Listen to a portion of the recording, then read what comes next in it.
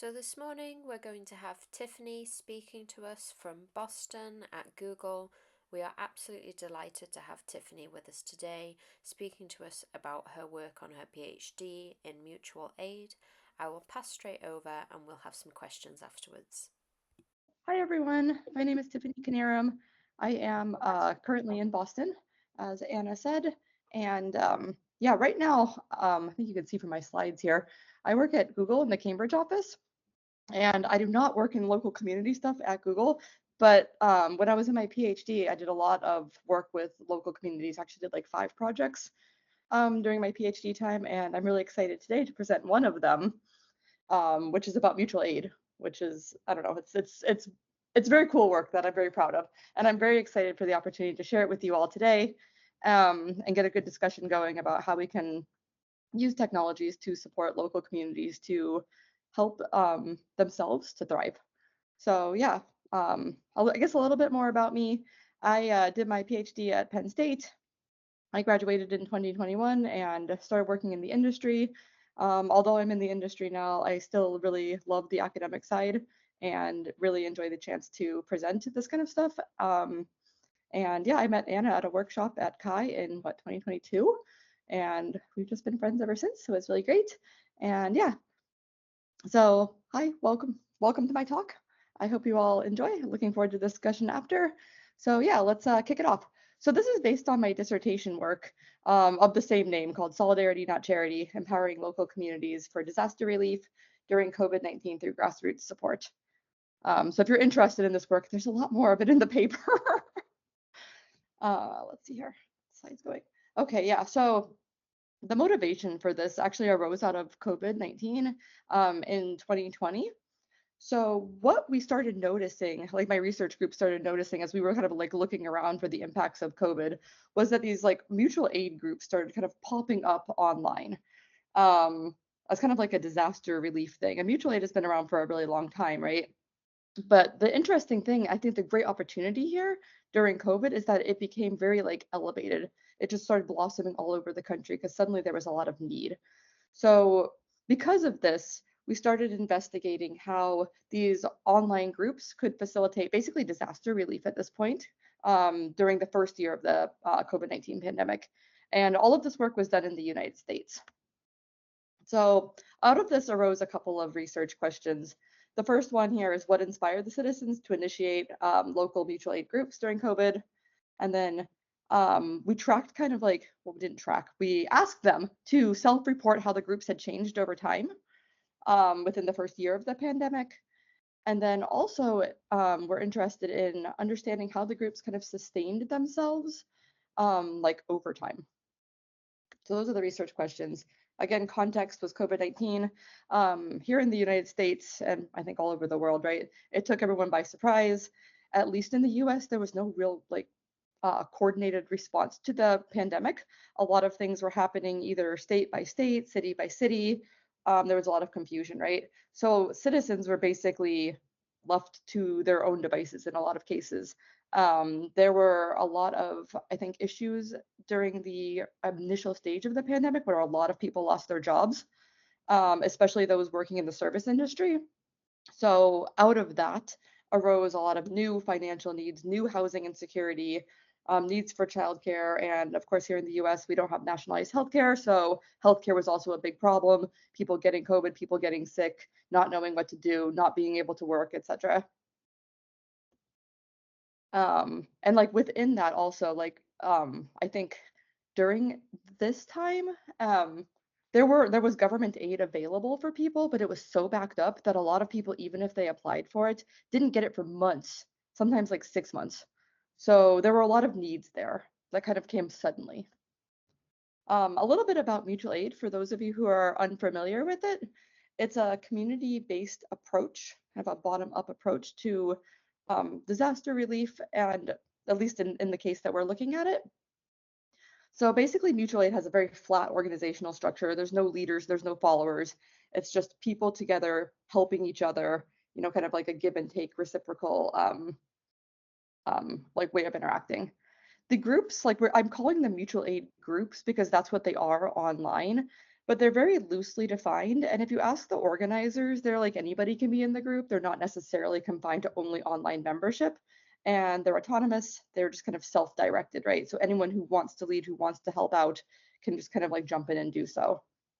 And a lot of the aims, if you ask people who are um, kind of like organizing in a lot of ways or administrating these groups, the aim is to develop the community's own competency to take care of itself. So that's basically like kind of the gist of mutual aid. It goes back, has a very long history, I think also in the UK, but in the United States, the history was 150 years or so, something like that. At least that these movements started coming up in the Industrial Revolution, and it has been practiced very extensively in communities that have been historically marginalized because they didn't have any money, right? They had to do something else. Um, and also, I think mutual aid is very tightly related to other social movements around structural injustice, economic inequality, that have just kind of come from, over the last, hundreds of years of, kind of social unrest. So there's a long kind of like history about this. And the thing I think is super interesting about this is while it's always kind of been practiced in communities where there have not been a lot of resources, during COVID, a lot of people who have historically had resources and maybe never been exposed to mutual aid before suddenly found themselves in need of community support. So I think and that's like that these groups really bloomed because of that. So mutual aid also has a history with disaster relief. So when natural disasters occur, community members often are the first ones to arrive on the scene, helping each other, having the most up-to-date news. Back when Twitter was still very popular and a thing, oftentimes the most useful and relevant information was found by community members on the ground rather than like aid organizations. So there's a couple of different activities that mutual aid encompasses. The first one is providing aid. And this is very, I think, kind of specific to the context that I'm studying, right? In the pandemic with, basically disaster relief. So the first one is providing aid. And there's a couple of different ways this happened. The first one is instrumental support. So like giving like things basically, like people need food, people need money, for example, and then also giving information. Where can I, in the context of COVID, where can I find a mask? Who has a COVID test? Is this grocery store open? you know how do I find things? And this kind of happened through something that's called generalized reciprocity, which we'll touch briefly on. But basically what this is, and this is the cool thing that I think makes mutual aid function, is it's a give and take relationship, but not between two people. So for example, if I give to person A doesn't necessarily have to give back to me in order for, the aid to happen. I can give to person A gives to person B gives to person C, for example, and then, person C maybe helps me someday if I need help.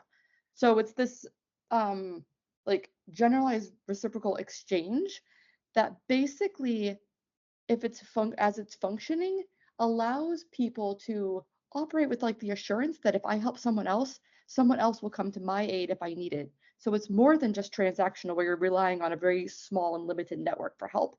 And I think that's the power of this. So that's the aid part. Um, the next part of mutual aid is around education. So during COVID, initially this was all about like, where can I find a mask? Who has a COVID test? How can I get food?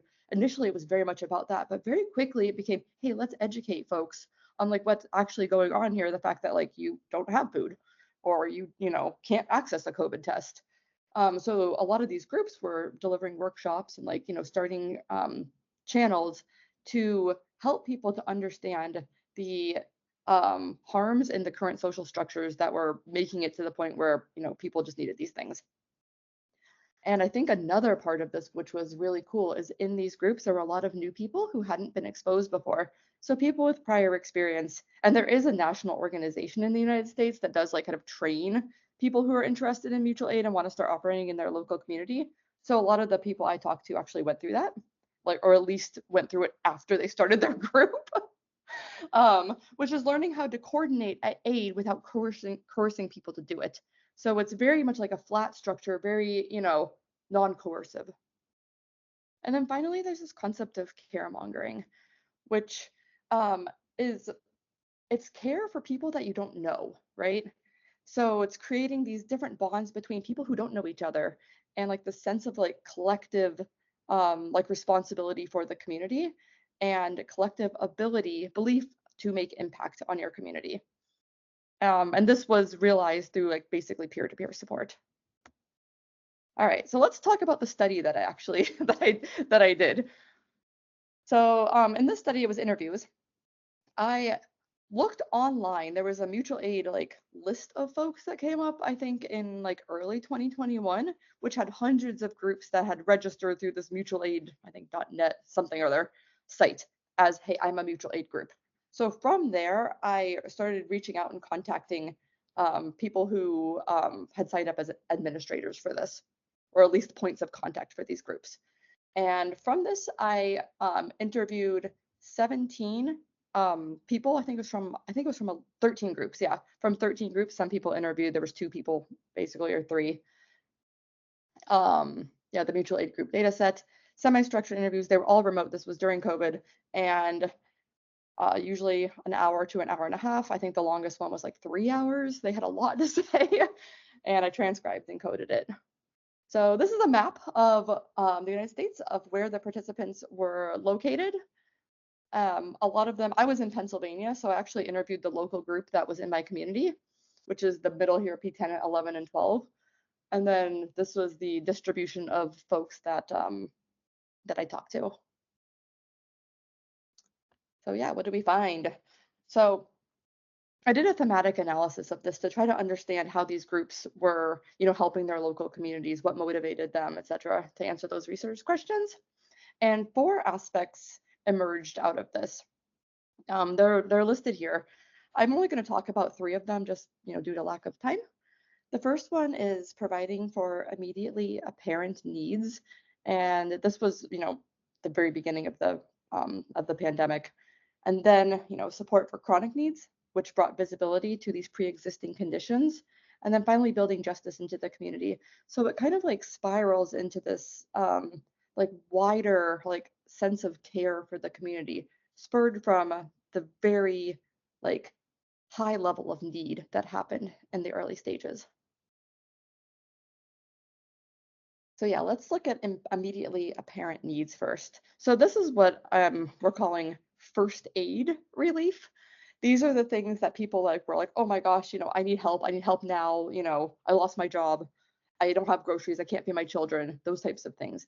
And what people would do, for a little bit more context on this, is most of these groups, actually no, in this case, all of these groups were on Facebook. So they were Facebook groups. So that means anybody could join it and anybody could post. So basically what happened in these groups, people would join, they would make a post, they would say, hey, I have this need. Other community members would respond to the post as comments or reach out to the administrator of the group or like some of the admins. There was a couple of them usually, if they didn't feel comfortable addressing in public. Most of them did, but some of the communities that I talked to were actually very small, and there were community members that didn't feel comfortable posting their name because they didn't want people to know. And so that was also something that the mutual aid administrators respected. And for this research, I did not actually talk to anyone who was not an administrator, just due to the sensitive nature of the situation that people found themselves in. I didn't want them to feel coerced. I think we talked about this in the digital civics SIG at Chi also. I didn't want, people to feel like coerced or like they were going to get something for participating in research from me. So I kept it to administrators. A lot of the administrators were also people in need. So I think we got a pretty good perspective. So yeah, going back to immediately apparent needs, some examples are here of like what those were. So the first one, grocery delivery, that was a big one. A lot of people couldn't leave their houses. They were, afraid of COVID. Maybe they were immunocompromised. So they were asking other community members to please go get them groceries. And this happened a lot. The next one is food aid. Like I literally don't have food. Can somebody give me some? They were asking for PPE, like such as masks, or I think hand sanitizer was a big one. People were like hand making it here. Cash was also another one. A lot of these groups had community funds where people with means would donate to a fund, and then the administrators would like stack, the needs and start distributing cash. I think one of the administrators said she got something like almost $20,000 off, from the community, from donations, and was able to help out a lot of community members who were either waiting on government assistance or didn't qualify. And then the next one, which I thought was interesting, was holiday funds. So around December for Christmas time, a lot of people were asking for help with like, buying gifts for their children, and the communities really responded to that. So how did they do this?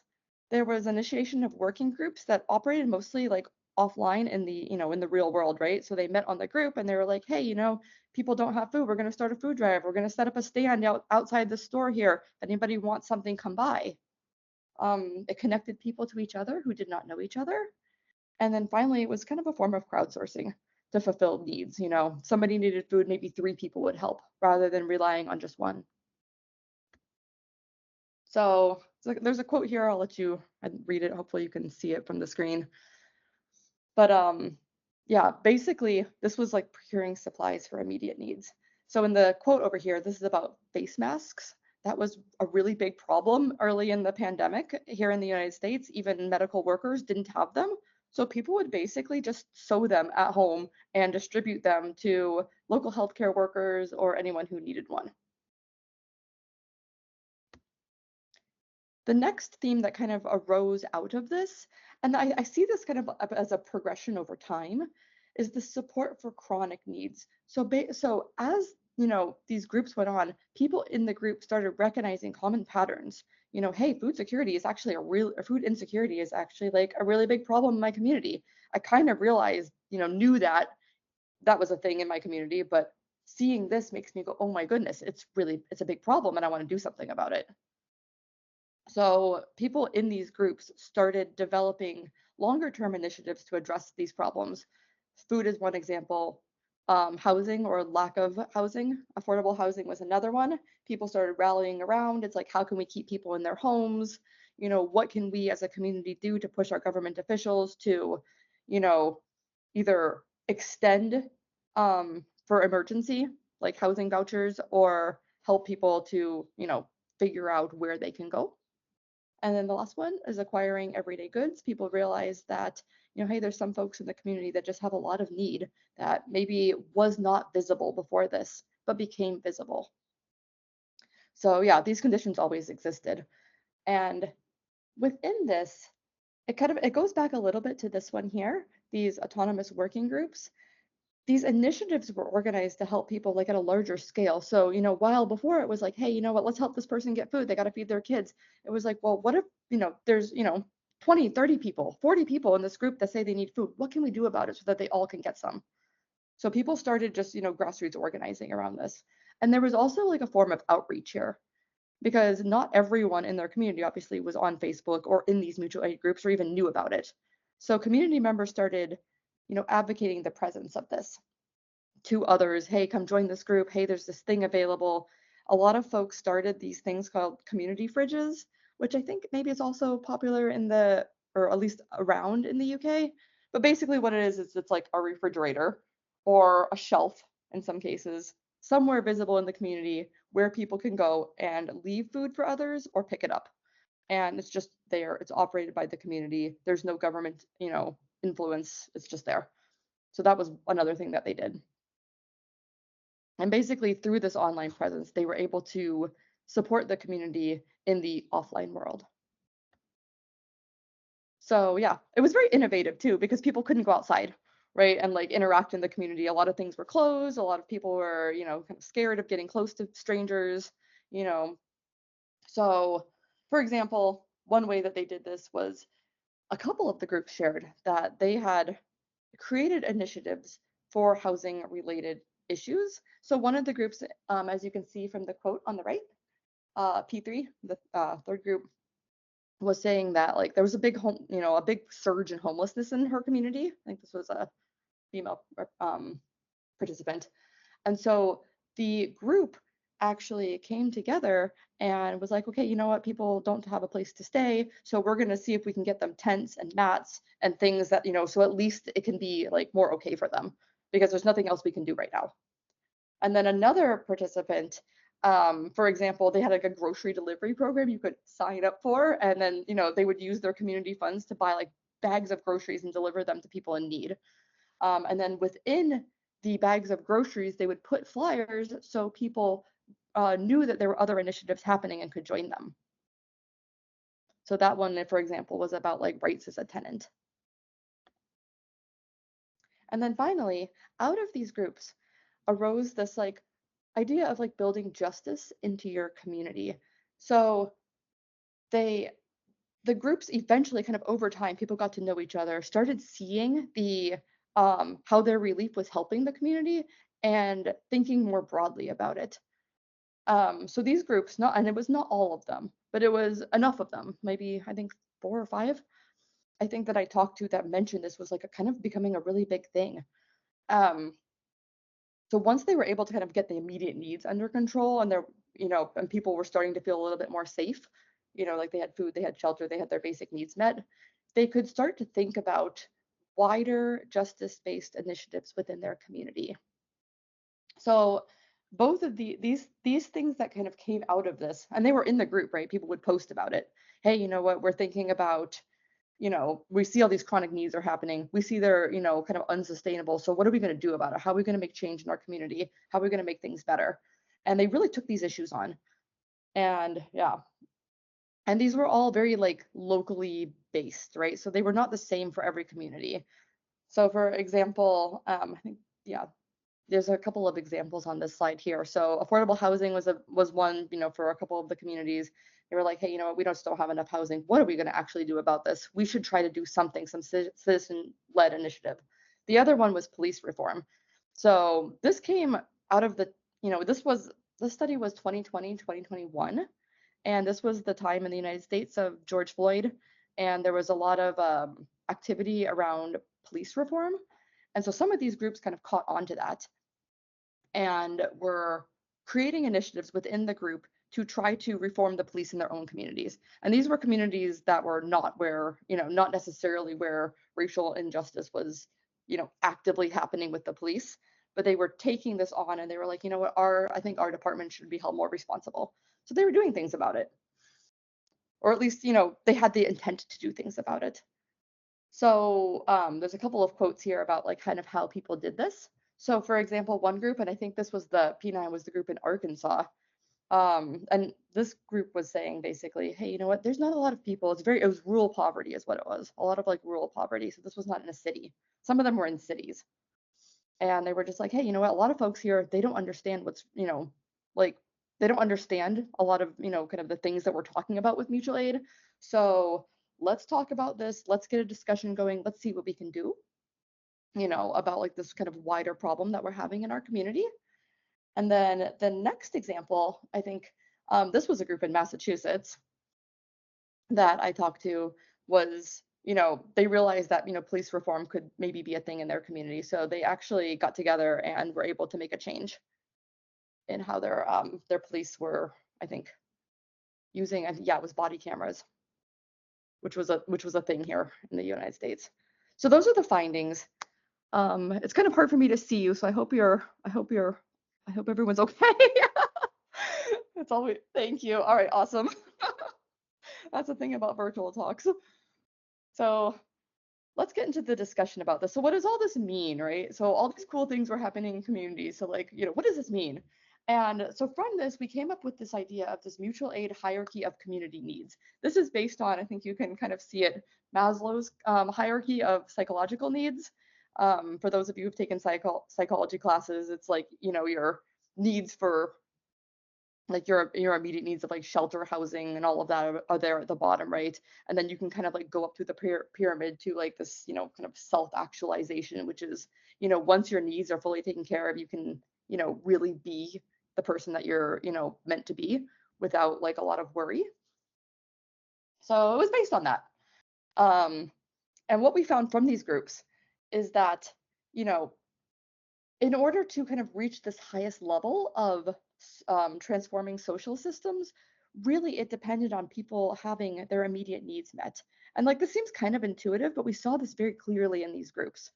So as the groups went on and as people became connected to their community and kind of saw mutual aid in practice and saw it was helping for them, um, and to be fair, I don't know that it helped everyone all of the time because I think at the beginning, especially of the pandemic, there were so many needs that I'm sure there were posts that weren't, either partially unfulfilled or unfulfilled. I think there were people that had to ask, enough times. But the administrators of these groups were also very sensitive to that and would kind of push or comment on different posts in order to get them seen if they noticed they weren't being seen. So people started seeing that community was actually able to take care of itself in ways that like they didn't realize before. And again, going back to this whole idea that like, you know, mutual aid in practice for people who have been historically marginalized has kind of always been a thing. But a lot of these folks were new to it, right? And so they saw this like level of care in their community that they'd never seen before. And it was really, I think, cool for them. Um, so yeah, going back to this.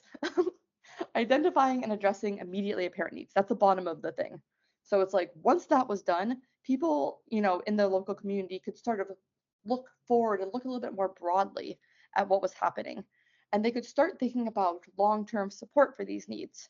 So that, was more like, okay, cool, let's make some community food gardens so that we can, have food, that type of stuff.